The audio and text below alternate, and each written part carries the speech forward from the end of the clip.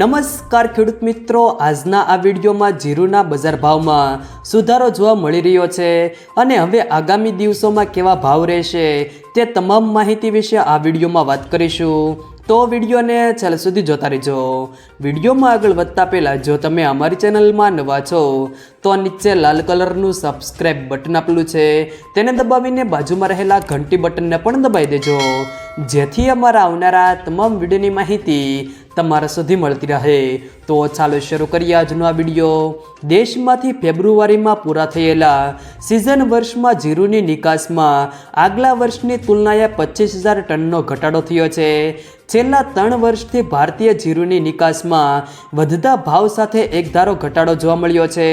જીરુની નિકાસના આંકડાઓ મુજબ માર્ચ 2023થી ફેબ્રુઆરી 2024 દરમિયાન જીરુની કુલ 1.55 લાખ ટનની નિકાસ થઈ છે, જે આગલા વર્ષે 1.80 લાખ ટનની નિકાસ થઈ હતી, જ્યારે 2 વર્ષ પહેલાં 2.47 લાખ ટનની નિકાસ થઈ હતી। જીરુની 55 કિલોની એક ગુણી મુજબ નિકાસ જોઈએ તો છેલ્લા વર્ષમાં 28.13 લાખ ગુણીની નિકાસ થઈ છે, જે આગલા વર્ષે 32.64 લાખ ગુણી અને 2 વર્ષ પહેલાં 44.85 લાખ ગુણીની નિકાસ થઈ હતી। જીરુના વેપારીઓ કહે છે કે જીરુના ભાવ ગત સિઝનમાં વધીને દિવાળી પહેલાં ₹65,000ની ઓલ ટાઈમ ઊંચી સપાટી સુધી પહોંચી ગયા હોવાથી તેની નિકાસને અસર પહોંચી છે। હવે નવી સિઝનમાં પાક બમણો છે અને ભાવ 60થી 65% જેટલો ઘટી ગયા હોવાથી નિકાસ વધીને 2 લાખ ટન ઉપર થાય તેવો પ્રાથમિક અંદાજ છે।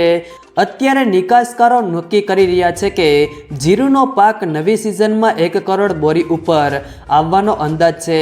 વળી તુર્કી, સિરિયા અને ચાઇના સહિતના બીજા દેશોમાં પણ જીરુના વાવેતર સારા થાય તેવો અંદાજ હોવાથી ભારતીય જીરુની નિકાસ કેટલીક માત્રામાં થાય છે તેના ઉપર બજારનો આધાર રહેલો છે। જો કે જૂન જુલાઈ સુધી વિશ્વમાં એકમાત્ર ભારત પાસે જ જીરું હોય છે, જેને આપણને માટે મોટો ફાયદો મળતો હોય છે।